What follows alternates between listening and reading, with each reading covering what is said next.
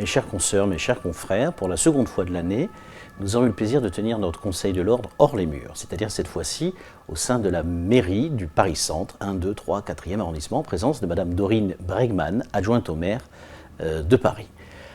Au-delà des communications habituelles et des affaires administratives, qu'ont bien voulu faire partager Madame la bâtonnière et Monsieur le vice-bâtonnier, deux sujets essentiellement ont retenu les travaux de notre Conseil de l'Ordre ce mardi 24 octobre 2023. Premièrement, M. Alexis Verle, membre du Conseil de l'Ordre, et M. Stéphane Fertier, ancien membre du Conseil de l'Ordre, ont exposé les travaux de la commission qu'ils ont composée à propos du statut de l'avocat élu et la perspective de la diffusion d'un guide des bonnes pratiques applicables à l'avocat qui s'engage dans la vie publique. Nous avons alors voté deux résolutions ayant pour objet d'une part de voir cette commission s'instituer comme intermédiaire entre la haute autorité de la transparence de la vie publique et les confrères du barreau de Paris s'étant engagés dans la vie publique et de servir de référent auprès de ceux-ci.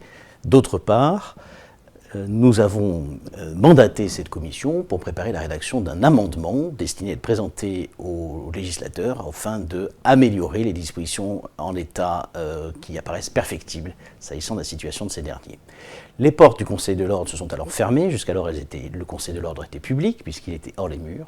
Et le second sujet qui a retenu l'attention de nos travaux, de notre Conseil de l'Ordre, porte sur le problème à Paris de la pratique des comparutions immédiates.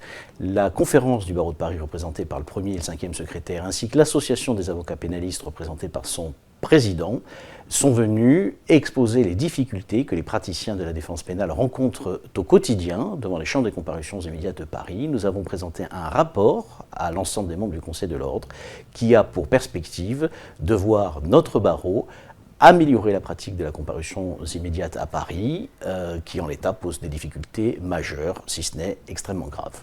Je vous remercie de votre attention et je vous souhaite une très bonne semaine.